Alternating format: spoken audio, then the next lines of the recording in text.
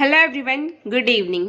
Jade plant जो कि देखने में काफ़ी खूबसूरत लगता है और जिसका ट्रेंड भी काफ़ी ज़्यादा बढ़ता जा रहा है और जिसकी केयर बहुत कम करनी पड़ती है और इस प्लांट को काफ़ी शुभ भी माना गया है। अगर हम बात करें किसी एक ऐसे पौधे की जो लगभग सभी गार्डनर के पास हमें देखने को मिलता है तो वह है हमारा जेड प्लांट।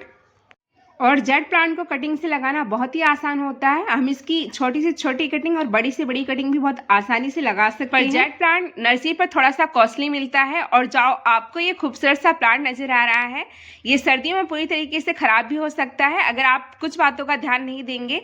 तो इसकी जो लीव्स होती है वो पूरी तरीके से पीली होकर के गिर भी सकती हैं। इवन जो इसकी रूट्स होती हैं यानी कि जड़ें वो पूरी तरीके से गल भी सकती हैं। तो वो कौन सी बातें हैं जिसका ध्यान रखने से हमारा जो ये जेड प्लांट है पूरा हरा भरा रहेगा इस तरीके से और देखने में काफ़ी खूबसूरत लगेगा। तो उन्हीं बातों को मैं आज इस वीडियो में बताने वाली हूँ।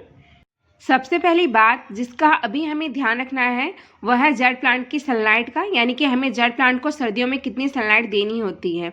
अगर आपने अपने सभी जेड प्लांट को ऐसी जगह रख रखा है जहाँ पर इसे 2-3 घंटे की सनलाइट मिलती है या फिर इससे भी कम सनलाइट मिलती है तो आपको अपने जेड प्लांट को वहाँ से हटाना है और अपने टेरेस पर अगर आपने अपने जेड प्लांट को रख रखा है तो ऐसी जगह रखना है जहाँ पर इसको ज़्यादा से ज़्यादा सनलाइट मिले। यानी कि अगर आपके टेरेस पर पूरे दिन की सनलाइट आती है तो आपको अपना जेड प्लांट पूरे दिन की सनलाइट में रखना है ताकि ये अच्छे से ग्रोथ कर सके। सनलाइट के साथ आपको जो दूसरी बात याद रखनी है वो ये रखनी है कि आपको अपना जेड प्लांट ऐसी जगह रखना है जहां इसको बहुत अच्छी सनलाइट तो मिल सके बट जेड प्लांट जो है वो डायरेक्ट ओस और पाले के कांटेक्ट में ना आए और इसको ज़्यादा जो ठंडी हवाएं हैं वो। दूसरी बात जिसका आपको सबसे ज़्यादा ध्यान रखना है वो है पानी। जैसे कि सर्दियों में धूप बहुत कम निकलती है तो ऐसे में जो हमारा जेड प्लांट है उसको पानी का रिक्वायरमेंट बहुत कम होता है। हो सके तो आप जेड प्लांट को 2 या 3 दिन में पानी दें या फिर इससे ज़्यादा दिन के अंदर भी पानी दे सकते हैं।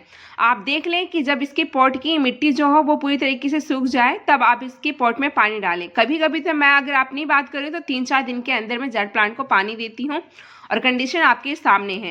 अगर आप जेड प्लांट में ज़्यादा पानी डालते हैं तो इसकी जो लीव्स होती हैं वो पीली हो सकती हैं और पीली होकर के पूरी तरीके से झड़ भी सकती हैं और साथ ही में जो इसकी जड़ें होती हैं वो भी पूरी तरीके से गल सकती हैं और जड़ें गलने के बाद ये प्लांट पूरी तरीके से खराब हो जाएगा।